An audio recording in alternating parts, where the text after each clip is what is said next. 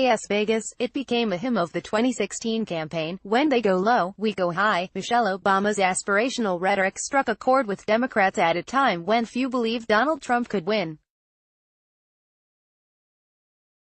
But 2 years later, and with the coarse reality of Trump's presidency wearing on, "We Go High" has lost its resonance for many Democrats out of power in Washington and filled with rage. In the run-up to 2020, the party is sharpening its edges for a brawl. Story continued below. Joe Biden, the former vice president, said of Trump's treatment of women this year, "If we were in high school, I'd take him behind the gym and beat the hell out of him." Michael Avenatti, the lawyer, who is also considering a run, told a crowd in Iowa, "When they go low, I say we hit harder," or as Sean Clegg, a longtime Democratic strategist in California, put it, "When they go low, we kick him in the nuts." Few public figures are as beloved by Democrats as the former First Lady, who stepped into the midterm elections with a rally here Sunday. Several thousand rally-goers erupted in cheers when someone shouted to her, "Run for president." But her address, a non-combative call to register to vote, appeared to pale against the vitriolic tone of the current political climate. 3 days earlier, Trump had catapulted into Las Vegas, calling Nevada Rep. Jackie Rosen "Wacky Jackie," and accusing Democrats of being held hostage by left-wing haters and angry mobs. In contrast, Obama said Sunday she was not here to campaign for any candidate or tell anyone how to vote. Inside a packed gymnasium at a high school across town from the site of Trump's rally, Obama said, "I'm here today to talk about why voting matters." Clegg called Michelle Obama almost a perfect public figure, and recalled in "We Go High" a gorgeous speech that really spoke to me in the moment. But he added that, "I think Michelle Obama would be the very first person to acknowledge that what we faced in 2007 and 2008 was a wildly different world, and a wildly different media environment. Now," he said, "when they go low, we go high. To me, that's not the formula to beat Trump. Ultimately, what I think Democrats are going to want in a nominee is this person tough enough to stand up to him?"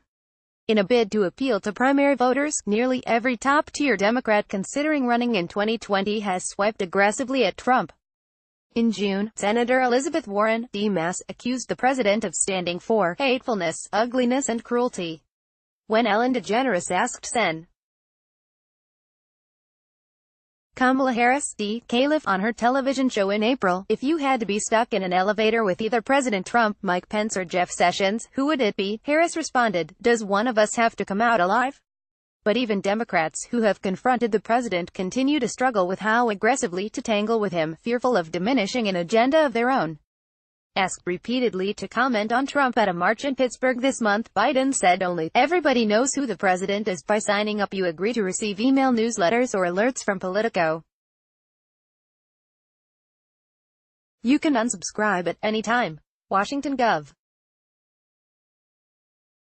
Jay Inslee, a potential 2020 candidate and chairman of the Democratic Governors Association, said in an interview that Democratic primary voters are likely to give extra consideration to candidates' experience, with Trump's unpopularity demonstrating the importance of having that ability to forge consensus and to be a listener to multiple interest groups.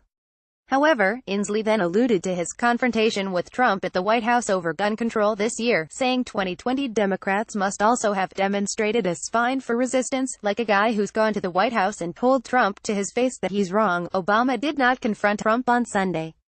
Nor did she mention the controversy surrounding Supreme Court nominee Brett Kavanaugh, despite appearing shortly after the New Yorker reported a second accusation of sexual assault against him. Instead, Obama focused on the impact of voting to shape issues ranging from road maintenance and public safety to mental health and clean water. "Not voting is like letting your grandma pick your clothes out," Obama said. "You are essentially putting your future in the hands of others." Obama drew raucous applause. And before her arrival, a small crowd within a crowd repeated her refrain, "When they go low, we go high." In their 2020 candidates, Democrats are increasingly searching for a more combative tone. Different times call for different measures. You can't have a single approach or a single speed, Avenatti said in an interview.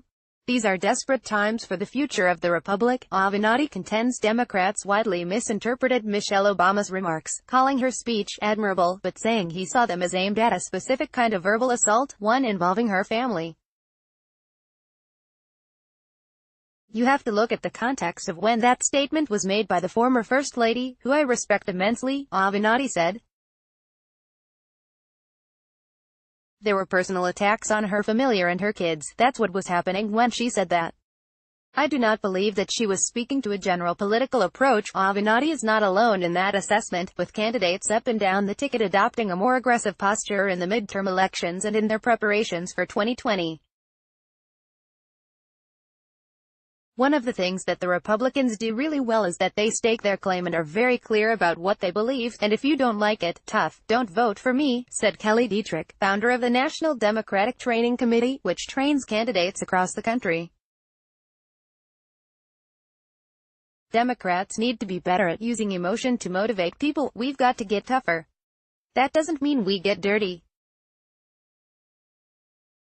It just means we get tougher. Bill Burton, a Democratic strategist and veteran of the Obama White House, said Michelle Obama's "we go high" advice is essentially still true for Democrats, who he said should frame the 2020 campaign on facts and issues that people are really caring about in their lives. But Burton said Democrats in 2016 failed to focus the electorate on a cohesive message, and that with Trump in office in 2020, Democrats will need someone who can effectively prosecute the case against Trump, whether that's someone who's talented at prosecutions, like former Attorney General Eric Holder or Kamala Harris, or someone who's just good at getting press to pay attention to what he says, remains to be seen, Burton said.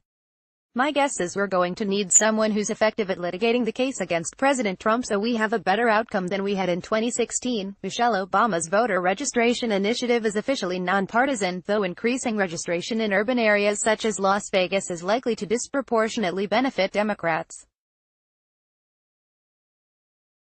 Promoting voter registration has allowed Obama to float largely above the partisan fray. She is also promoting a new book, with sold-out dates in New York and Washington.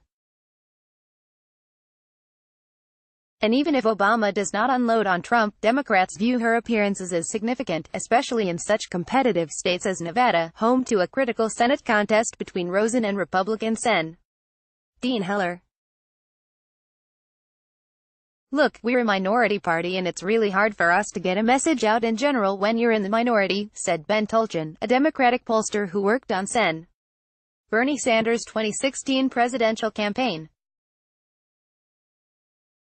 It's even harder when you have Trump in the White House, who dominates the media coverage every day. When former President Barack Obama visited Orange County recently, Tolchin said, it was 4 days of positive news stories for Democrats. Just having a positive counter-narrative for voters is helpful with our base. It motivates our base even more. It fires up our base, Tolchin said. Having that contrast is helpful whether it's Barack or Michelle. In this case, as for Michelle Obama's "we go high" admonition at the Democratic National Convention in 2016, he said, that's her brand, and it's inspirational. Is it realistic in today's Trump world we live in? Probably not. But she can't just crumple that up and throw it away.